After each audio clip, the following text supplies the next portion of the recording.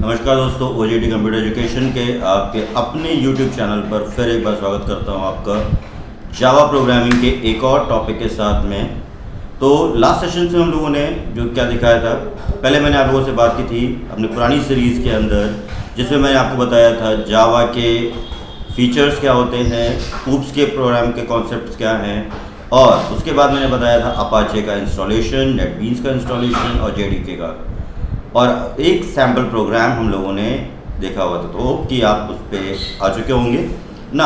आज हम बात करने वाले हैं वेरिएबल्स की, डाटा टाइप्स की और ऑपरेटर्स की, और एडिशनली मैं आपको बताने वाला हूँ जावा के अंदर, जैसे मैंने आपको बताया था पिछले अपने वीडियो में, कि सैम्पल प्रोग्राम कैसे लिखा जाता है। सैम्पल प्रोग्राम लिखा जाता है, आपका क्लास का नाम डिक्लेयर करना होता है, पब्लिक स्टैटिक वॉइड मेन, ये आपका मेन फंक्शन होगा जिसके अंदर, जिसके ब्लॉक में आप अपना पूरा प्रोग्राम टाइप कर रहे होंगे।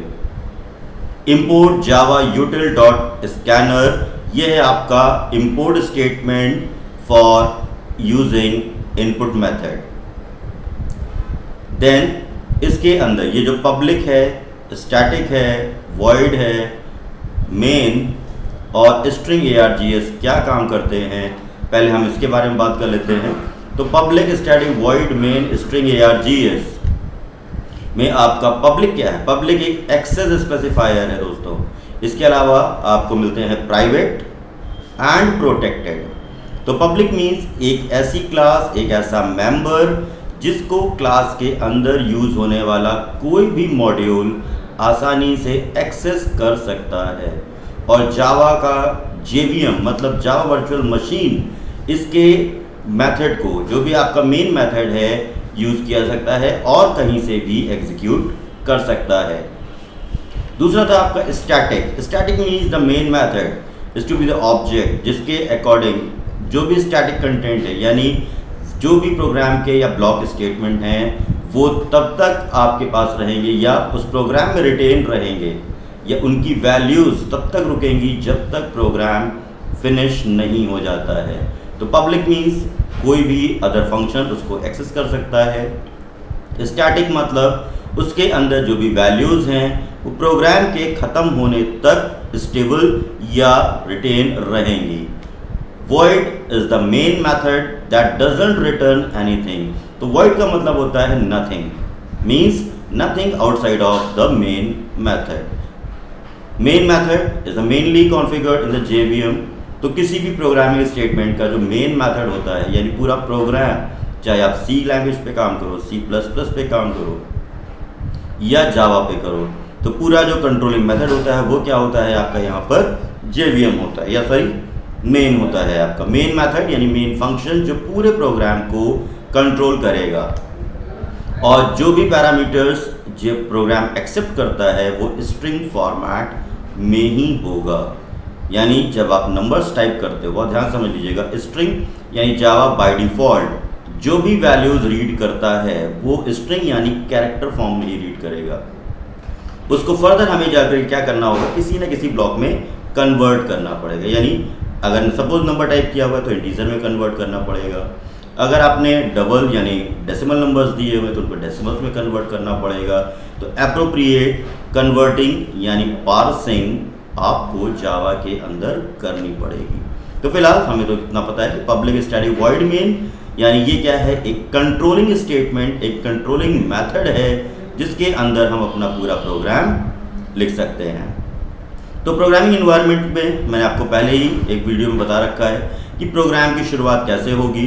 अपाचे नेटबीन्स पे आप अपना प्रोजेक्ट कैसे स्टार्ट करोगे और उस पर अपना प्रोग्राम कैसे टाइप करके रन कराओगे। तो उस वीडियो को बहुत ध्यान से देखिएगा और उसमें आपको ये समझ में आ जाएगा कि एटलीस्ट प्रोग्रामिंग शुरू कैसे करनी है ना। आज मैं बात करने वाला हूँ प्रोग्रामिंग के अंदर कुछ और चीज़ें अभी मुझे इस्तेमाल करनी है। तो उससे पहले मैं उसके बारे में आपको एक बार ब्रीफ कर दे रहा हूँ, ताकि जब मैं अपने अगले वीडियो पे बात करूँ तो उसके अंदर मैं आपको जब प्रोग्राम बनाना बताऊँ तो आप एटलीस्ट इन चीज़ों को ध्यान से समझ सको। तो आइए देखते हैं अगला टॉपिक मेरा क्या है यहाँ पर। जी हाँ, वेरिएबल्स इन जावा।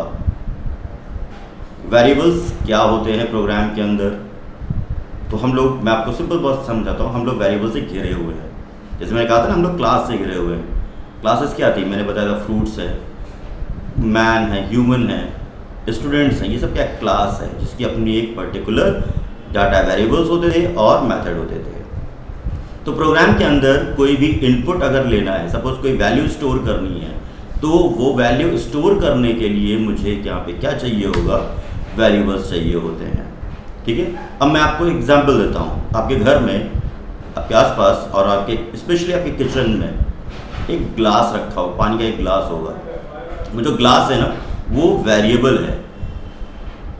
इमेजिन किया कभी कभी उसके अंदर कोई भी वैल्यू स्टोर हो सकती है। आप उसमें पानी भर सकते हो, आप उसमें मिल्क भर सकते हो, आप उसमें जूस फिल कर सकते हो, वटेवर। तो यानी सिंपल एक ऐसा नाम जिसमें कोई भी वैल्यू स्टोर हो सकती है, वो कहलाता है आपका वेरिएबल। वेरी मीन्स होता है चेंज होना, और एबल्स मतलब होता है capable. Capable to change the content is known as the variable. और इजी करता हूँ, क्लास 6, 7 में, क्लास 8 में, 9th में ना, हम लोग एक काम करते थे। माना पिताजी की आयु x है, जो लोग यूपी बोर्ड से होंगे उनको पता है, माना पिताजी की आयु खा है, तो ये हमारे सब क्या थे, x, y, z, का, ये वेरिएबल्स थे जिनकी वैल्यू क्वेश्चन के अकॉर्डिंग चेंज होती रहती थी। तो यहाँ पर 3 तरीके के वेरिएबल्स मेरे सामने होंगे। लोकल वेरिएबल्स हैं, इंस्टेंस वेरिएबल्स होंगे और स्टैटिक वेरिएबल्स होंगे। इनके बारे में हम लोग आगे बात करेंगे। अभी एक छोटा सा सैंपल मैं आपको दिखाता हूँ प्रोग्राम का, जो ऑलरेडी बना रखा है। बाद में हम लोग अपने वीडियोस में एक एक प्रोग्राम दोस्तों बना के देखेंगे। मैं आपको दिखाऊंगा कि कैसे प्रोग्राम बनाया जाता है। जो आपके कॉलेज के असाइनमेंट्स हैं, जो आपके स्कूल के असाइनमेंट्स हैं, उनमें जो प्रोग्राम्स आपको बनवाए जा रहे हैं, आपने अगर लिख लिए हैं और आपको समझ में नहीं आ रहे हैं, तो डेफिनेटली मेरे इस पूरे ट्यूटोरियल की सीरीज़ को फॉलो करिएगा। आई एश्योर यू कि मैं आपको प्रॉपर बेस्ट जावा कंटेंट दूंगा। तो इस डायग्राम में जैसे आपको दिख रहा होगा कि यहाँ पे x और y क्या हैं, वेरिएबल्स हैं जिनकी वैल्यू हर बार क्या हो रही है, चेंज हो रही है। तो आइए मैं दिखाता हूँ यहाँ पर आपको अगला कंटेंट। ये एक छोटा सा सैम्पल कोड यहाँ पे लिखा हुआ है। Public class A, static int static void method, then int n is equals to 90, int data is equals to 50। तो ये सभी मेरे क्या हैं, या तो इंस्टेंस वेरिएबल हैं, मैंने उसमें कमेंट लगा रखा है। अब ये इंस्टेंस वेरिएबल क्यों है, वो लोकल वेरिएबल क्यों है, वो स्टैटिक वेरिएबल क्यों है। तो दोस्तों ये बारे में बात करने के लिए हम लोग को प्रोग्रामिंग सेक्शन पे आना पड़ेगा। बट अभी के लिए इस सैंपल में आप समझ सकते हो कि a, n और डाटा क्या है, सिंपल वेरिएबल है जिसकी वैल्यू स्टोर कर सकते हैं। अब कोई भी वेरिएबल या तो मेन के अंदर होगा, या क्लास के अंदर होगा, या किसी ना किसी मेथड या फंक्शन के अंदर होगा। तो वेरिएबल्स का मतलब था एक ऐसी वैल्यू, एक ऐसा नाम जिसमें वैल्यू यूज़र स्टोर कर सकता है। आइए मूव करते हैं अपने नेक्स्ट पे, डाटा टाइप। अब जैसे आपसे बताया ना, आपके घर पे ग्लास रखा हुआ था, आपने उसमें जूस फिल कर दिया, आपने उसमें कभी मिल्क फिल कर दिया, कभी कॉफ़ी भर दी, कुछ भी भर दिया। इवन अगर आप चाहो ना तो उसमें पत्थर भी भर सकते हो। बट आपके घर में एक रिस्ट्रिक्शन लगा दी गई कि आप इस ग्लास में लिक्विड सब्सटेंस के अलावा कुछ नहीं भरेंगे। This is known as the data type.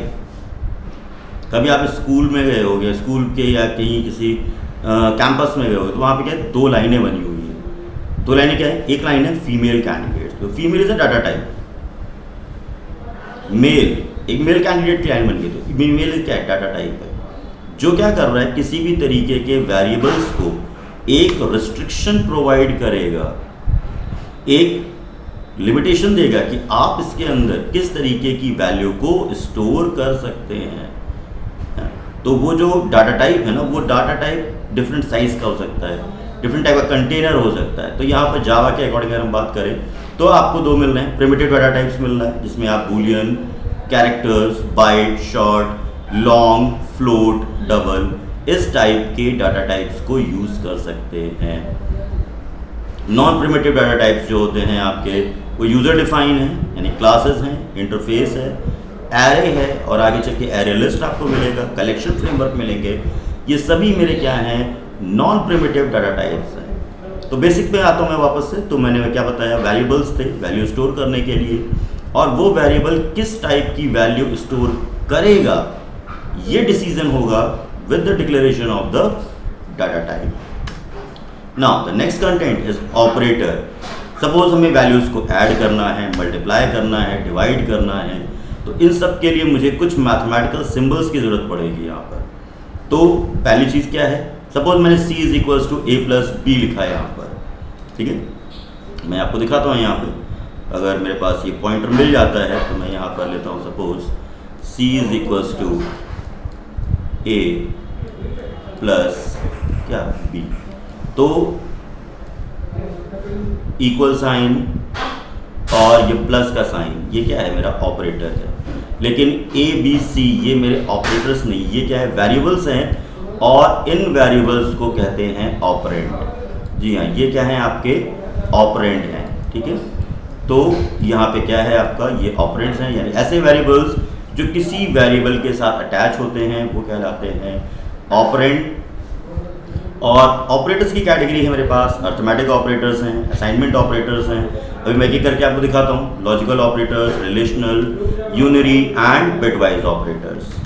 तो आइए मूव करते हैं। अर्थमेटिक ऑपरेटर्स में कौन कौन से आ रहे हैं यहाँ पर आपके पास, तो प्लस है, माइनस है, मल्टीप्लाई है, डिवीज़न है, and the one of the most important modulus, यानी परसेंटेज का जो साइन है बेसिकली वो कहलाता है मॉड या मॉड्यूलस ऑपरेटर, जो किसी भी डिवीज़न में होने वाले पर्टिकुलर रिमाइंडर वैल्यू को रिटर्न करेगा। सपोज आपने यहाँ पर 5/2 लिखा है तो आंसर मिलेगा, यानी 5 डिवाइड बाय अगर 2 लिखा तो आंसर आपको मिलेगा 2.5 या समथिंग अदर।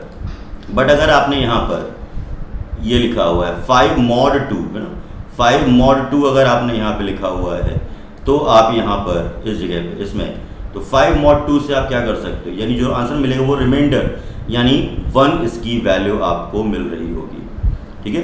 तो आप यहाँ पर रिमोट साइन से क्या करते हैं, रिमाइंडर वैल्यू यानी 5 mod 2 it will return the 1 this which is the reminder value. और अगर आपने सिंपल 5 डिवाइड बाय 2 लिखा है इट विल रिटर्न द 2 और 2.5। 2 इसलिए मैं बोल रहा हूँ क्योंकि हो सकता है इंटीजर वेरिएबल हो, आईएनटी वेरिएबल्स हो, तो उसमें क्या हो सकता है आपका 0.5 इग्नोर किया जा सकता है। ये कुछ ऑपरेटर्स को मैंने यहाँ पे यूज़ किया हुआ है, जैसे आप देख रहे हो a की वैल्यू 12, b की वैल्यू 5 है, प्लस किया यानी simple 17 minus b and so on, a into b sorry a divide by b and a mod b, तो 5 2 10, जो रिमाइंडर बचेगा वो 2 होगा यहाँ, ठीक है। तो ये ऑपरेटर्स के लिए मैंने कुछ छोटा सा प्रोग्राम बनाया हुआ था आपको समझाने के लिए। Now move on the next, assignment operator a is equals to 4, this is known as our assignment। 4 is assigning to the a where is equals to a, the value of a will be passed on to the var variable। This time the value of var is 4, var is equals to var plus a, this equation is known as the var is equals to var plus a, यानी var की value कितनी थी, 4 थी, क्योंकि a ने pass on की थी और a की अपनी वैल्यू भी थी यहाँ पर 4, तो it will return the 8 a into a, यानी 8 हो चुकी है वैल्यू, और a की वैल्यू है मेरे पास 4, इट विल रिटर्न द 32। नहीं, ये था आपका असाइनमेंट ऑपरेटर। रिलेशनल ऑपरेटर्स होते हैं आपके जो कंपैरिजन के लिए यूज़ किए जा रहे होंगे, ग्रेटर देन है, लेस देन है, ग्रेटर देन इक्वल्स टू है, लेस देन इक्वल्स टू है, and the not equals to, ये क्या है हमारे रिलेशनल ऑपरेटर्स हैं। तो अभी सिर्फ क्या करना है, अभी हम लोग को कंटेंट कलेक्ट करना है। कंटेंट मतलब डाटा टाइप क्या होता है, दिमाग में रखना है, वेरिएबल्स क्या होते हैं, दिमाग में रखना है, देन ऑपरेटर्स का इस्तेमाल करना है। कब किस चीज़ की ज़रूरत पड़ेगी वो मैं आपको आगे के वीडियोज़ में बताऊँगा। अभी फिलहाल रिलेशनल ऑपरेटर्स की कैटेगरी में मेरे पास ये ऑपरेटर्स है। आइए देखते हैं यहाँ पर। सपोज ये एक्सप्रेशन है a इज इक्वल्स टू 7 और b इज इक्वल्स टू 11, ये मैंने दिया हुआ है। a is exactly equals to b, this is known as the exactly equals to, double equal sign जो है। तो अगर a की वैल्यू एग्जैक्टली इक्वल्स टू है then it will return the true value और फॉल्स वैल्यू। तो ये क्या है, फॉल्स है। क्यों है, क्योंकि वाकई ए की वैल्यू बी के बराबर नहीं है। A is not equals to B, definitely A जो है बी के बराबर नहीं है, true. A greater than B, क्या ए बी से बड़ा है, नहीं है। क्या ए बी से छोटा है, चेक कर लो, yes. A greater than equals to B, again false. A less than equals to B, तो ये क्या है, ट्रू और फॉल्स पे काम कर रहे होंगे। ये हमारे क्या है, सब्सिक्वेंट आउटपुट्स आ रहे होंगे यहाँ पर। ये ऑलरेडी प्रोग्राम बनाया हुआ था, तो उसको मैं आपको बाद में दिखाता हूँ। ना नेक्स्ट है हमारा लॉजिकल ऑपरेटर्स। तो इसमें की कैटेगरी में जो आपके पास आ रहे होंगे, एंड ऑपरेटर आएगा, और ऑपरेटर आएगा, नॉट आएगा, आपका नॉट ऑपरेटर है।